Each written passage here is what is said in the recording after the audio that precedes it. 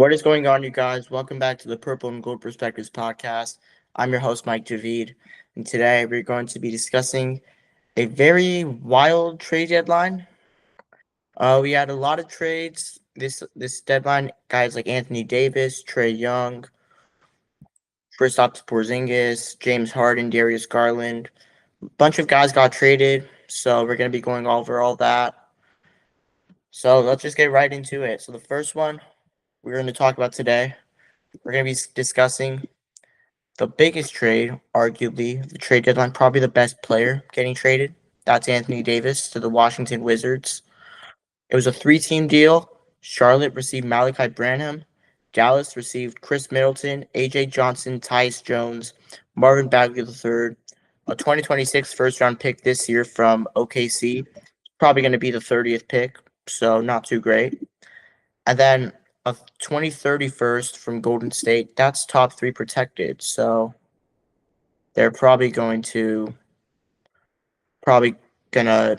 turn it to 2 second-round picks, as Golden State will probably keep that pick. That pick should be top 20. And then 3 second-round picks from the Wizards.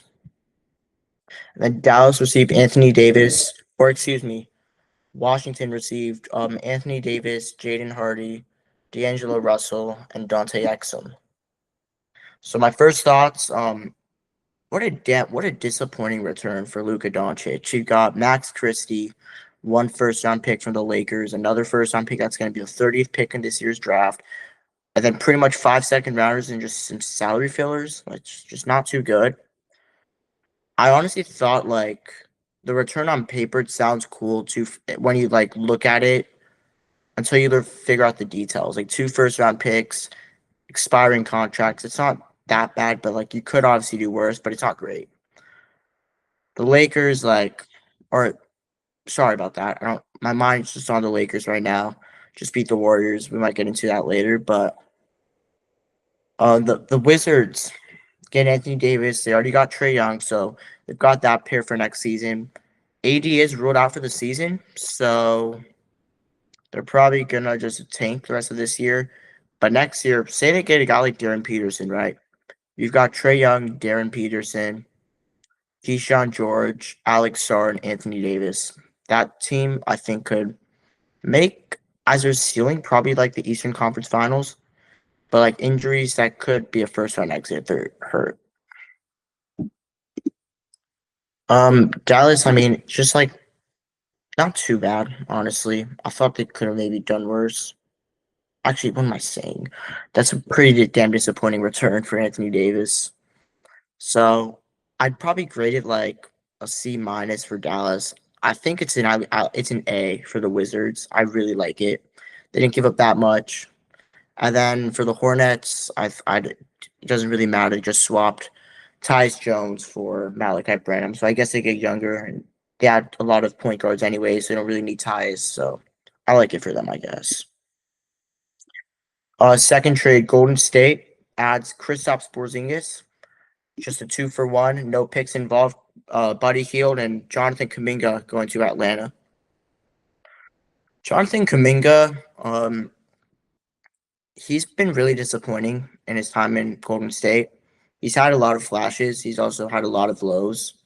So I don't mind it for them. I mean, I like it. They get off the Buddy Hield money, so that's cool. And then Kuminga's expiring, but so is Porzingis, and the fit's also good with Draymond and Steph. So he's going to help their shooting. That's going to help a lot from playoff time if they do make the playoffs. I obviously, you're worried about the injuries, but you didn't give up that much to get him anyways. For Atlanta, sure, you probably want to get a first-round pick, but I also understand that they kind of had to trade him, or else they would have lost him for nothing. So I guess taking a chance on Kuminga isn't that bad. And I mean, I think it's probably like an A minus for Golden State. For Atlanta, it's like a B. Indiana, this is another big trade. They were able to trade for Vika Zubac, the Clippers center, been there since 2019. Thank you to former Lakers GM Magic Johnson for stupidly making that trade. I'm still not over that. But Indiana received Zubac and Kobe Brown. The Clippers, they got a great return in my opinion. Benedict Mathurin, who's got a lot of upside, though I'm not the biggest fan of him.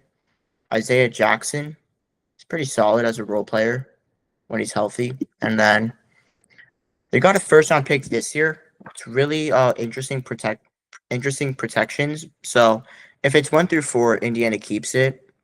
But if it's 5 through 9, the Clippers get it. And if it's 10 through 30, it's obviously not going to be like higher. But if it's like 10 to 30, Indiana keeps it. So really weird on that. But the Clippers, they're able to get a potential top 10 pick for a guy that probably wasn't going to be there for that much longer, or he's older. Clippers are trying to rebuild. They kind of made it clear this deadline. So I really like it for them. Benedict Mathurin's a good young player. He's got some potential. And for the Pacers, like, they're not going to play Zubac and Siakam. They're not going to play these guys that much. But when they get Hallie back, they'll have a lineup of Halliburton, Andrew Nembhard, Aaron Nesmith, Pascal Siakam, and Ivica Zubac. I think they're going to be right back as an Eastern Conference contender next year. Another trade we got to talk about: Boston adding Nikola Vucevic from the Bulls. They got Vucevic and a 2027 second-round pick, while Chicago received Anthony Simons and a 2026 second-round pick. Sorry about that. By the way, one last thing. I just wanted to mention the Clippers for Zubac. They also got a 2029 first-round pick and a 2028 second-round pick from the Pacers. So pretty cool value, in my opinion. Anyways, I mean, doesn't really do much for either team here. Vucevic, I think, is pretty overrated. People look at his stats, act like he's some great player. He's not that good. But Boston getting him for pretty much a guy that he sucked this year, Anthony Simons. He's just not that good. Vucevic can be a backup 5. If they start him, he'll start. But they've already got Neemias Queta, and there's both different kind of centers, so that's gonna be pretty huge. So in the playoffs, having guys that can do multiple things, really nice. Having multiple types of centers, really nice. And then Chicago getting Simons, I mean, I don't really know. I guess they get younger, get a second round. They swap second round picks, so not anything crazy here. This is actually one of my sneaky favorite trades of the trade deadline. Minnesota getting Rob Dilling or Ayo Dosunmu and Julian Phillips for Rob Dillingham, Leonard Miller, 4 second-round picks, a 2026 second-round pick that's a swap worst between Denver and Golden State, a 2027 second-round pick from Cleveland, 2031 second-round pick that's a swap best between Minnesota and Golden State, and a 2032 second-round pick that's a swap best between Phoenix and Houston. So, Ayo Dosunmu, really underrated player. He's going to be able to kind of play that Nickeil Alexander-Walker role come playoff time. And with OKC kind of having some inconsistencies offensively, the West is kind of open. They could make a run, honestly. I do have them. I do think they're going to make a run. I have a weird feeling they're going to go into OKC second round, shock everyone, get a win. I got maybe in 7 games. It's game 7 in OKC. I got Minnesota winning that.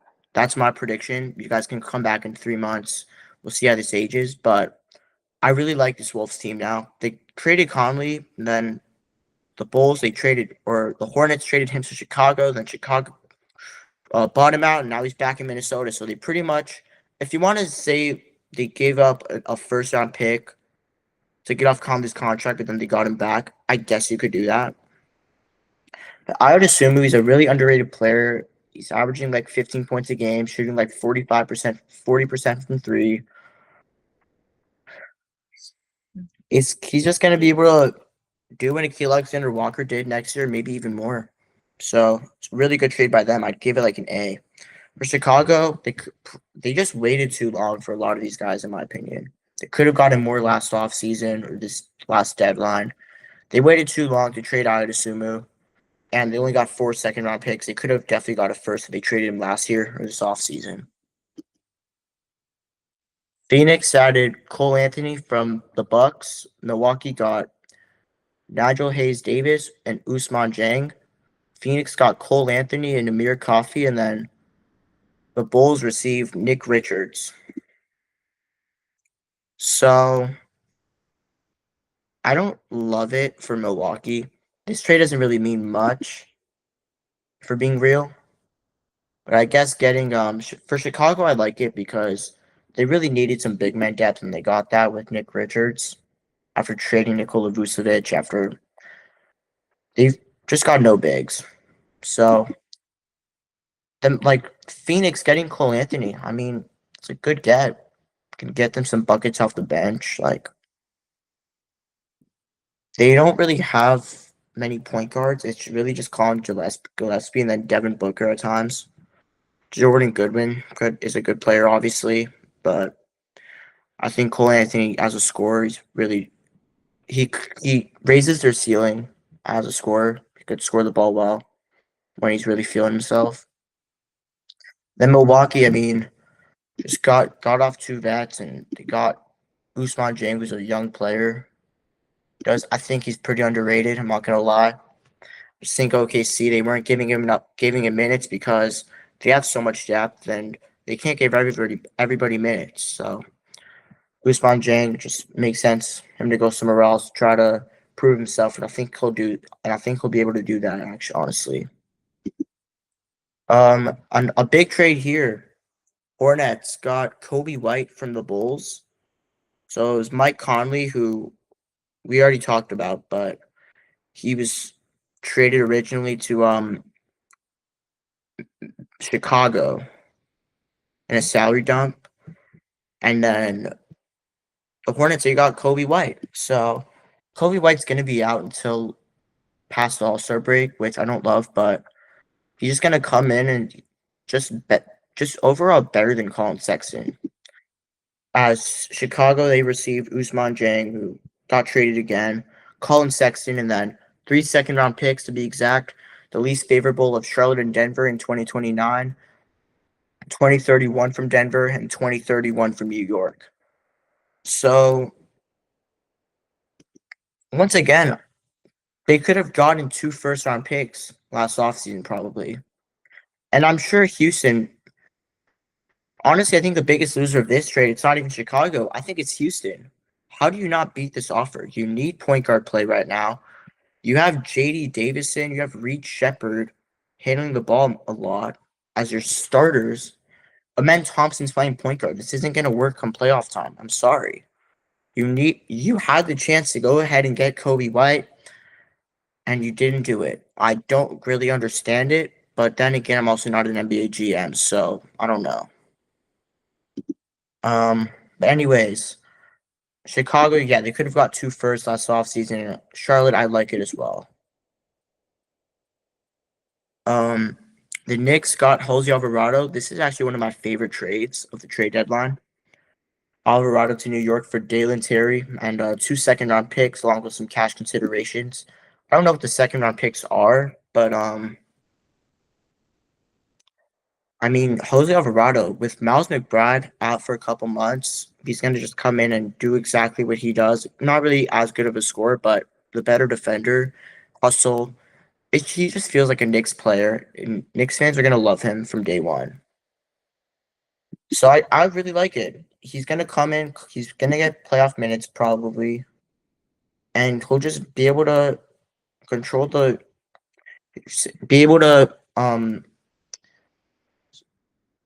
be that energy booster off the bench. Heart and soul of that team. Knicks fans always love that.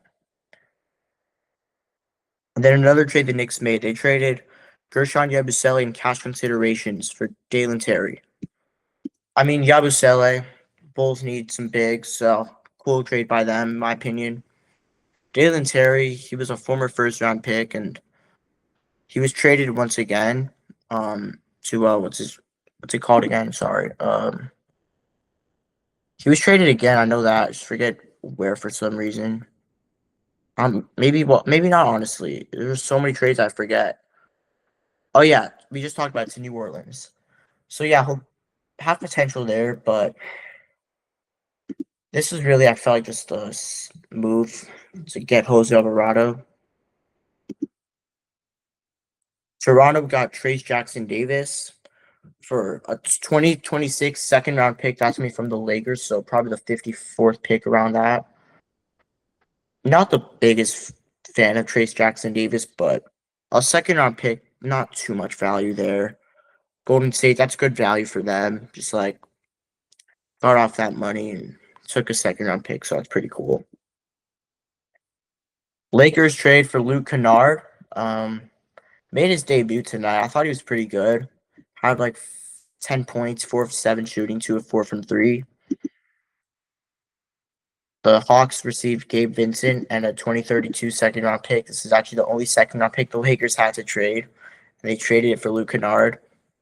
I'm cool with it, but I'm not really the biggest fan of Kennard. But I will admit, though, having 3 white boys on the team is pretty cool with Luka, Reeves, and Luke Kennard. Or more than 3 now. What am I saying? 6 white guys.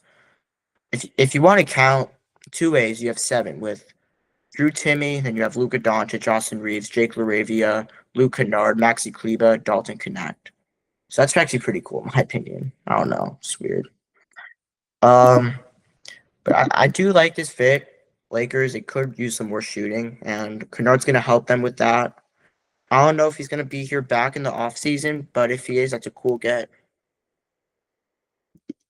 Anyways, Gabe was just terrible, so I'm happy he's off my team.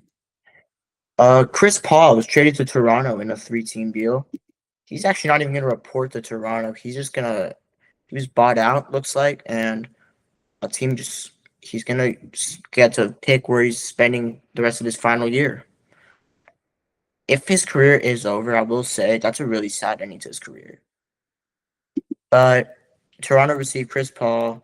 Brooklyn got Ochai Agbaji and a 2032 second round pick. That's from Toronto. And then the Clippers received the draft rights to Vanja Marikovic. I don't know who that is. From Brooklyn. Pretty I like that a lot for Brooklyn, getting Ochai Agbaji. Former lottery pick, has some high upside. They got a second round pick, so not bad. Toronto, they ducked the second or luxury tax. I don't even know, but they ducked something. I remember. And then the Clippers just got something for Chris Paul, so that's pretty cool. Lonzo Ball traded to Utah. It was just Lonzo Ball and 2 future second round picks from Cleveland for Jock Landale. Not bad, I guess. Oh, yeah, and then the Hawks received Jock Landale in this deal. So from Utah. So I like that for Utah. Lonzo's expiring. They just get 2 second round picks. Jock Landale can replace Porzingis, kind of, at least. Obviously not going to be as good, but still just a big. Hornets received Xavier Tillman. It was a Tillman in cash considerations for a 2030 second round pick. Doesn't really do much for either team. I mean, just getting anything for Xavier Tillman's pretty good value. And it opens up a roster spot. They clear cap space. Not bad from Boston.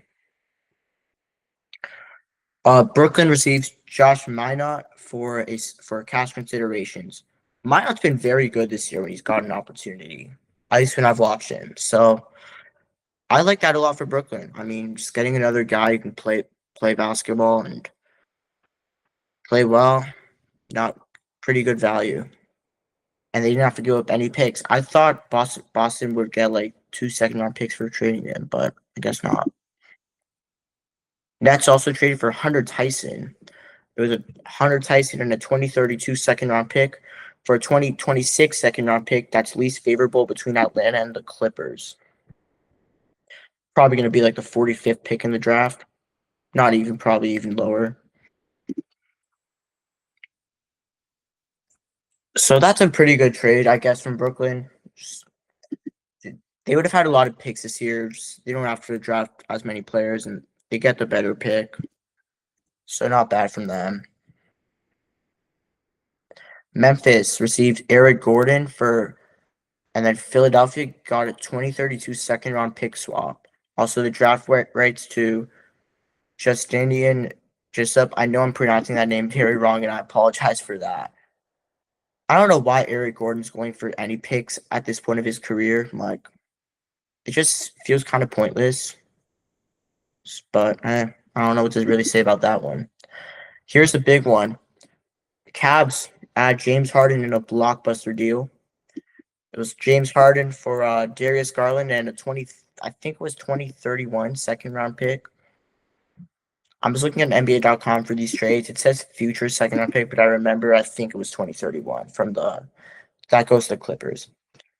I really like that for the Clippers. Getting Garland, who's about 10 years younger than Harden.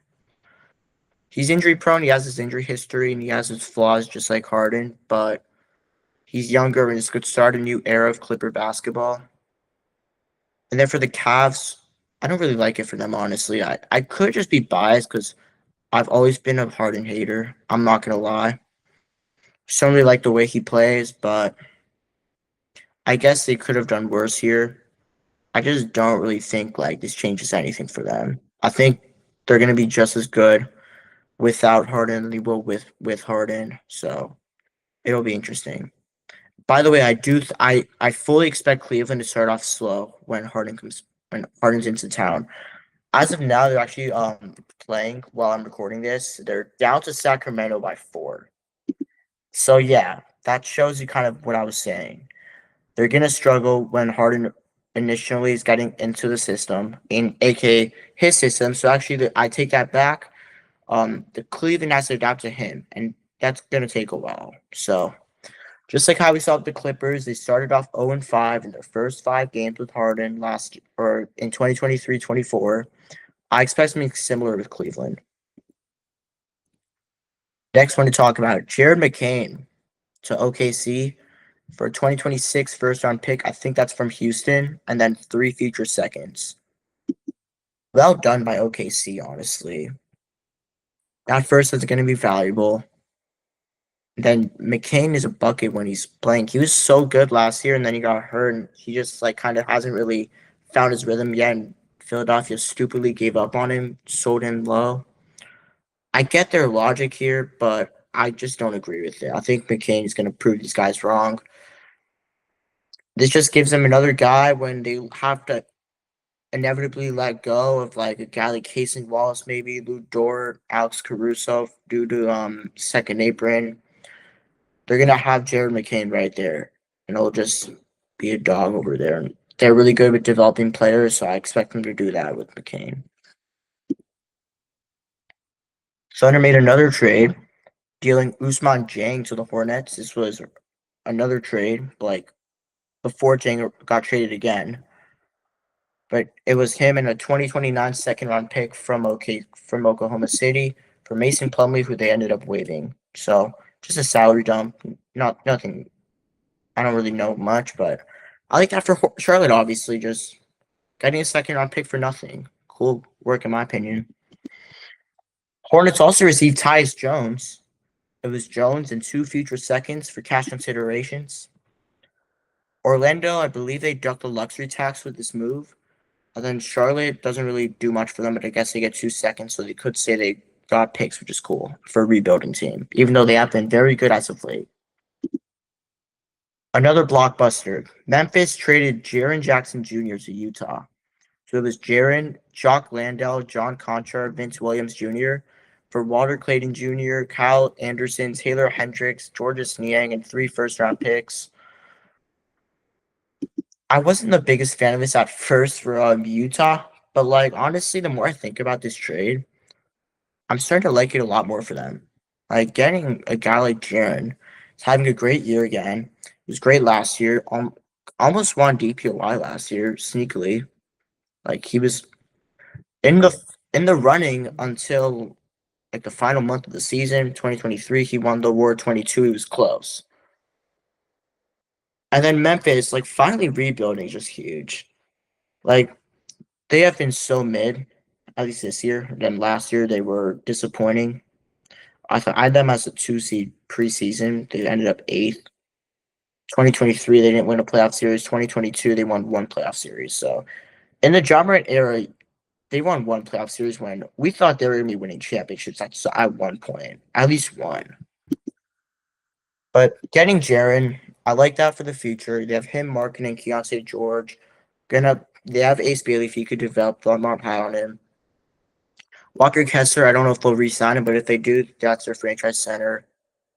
Then they have some great depth pieces. And Vince Williams Jr. could play. Like, he's gonna be good for them. Memphis just finally rebuilding, like I said, just huge. Though it does suck they couldn't trade John Morant, but they should be able to do that in the offseason. I wonder who's gonna go after him. That's my only question. Detroit added Kevin Huerter and Dario Saric in a 3-team trade. It was Huerter, Dario Saric, and a 2026 first-round swap from Minnesota.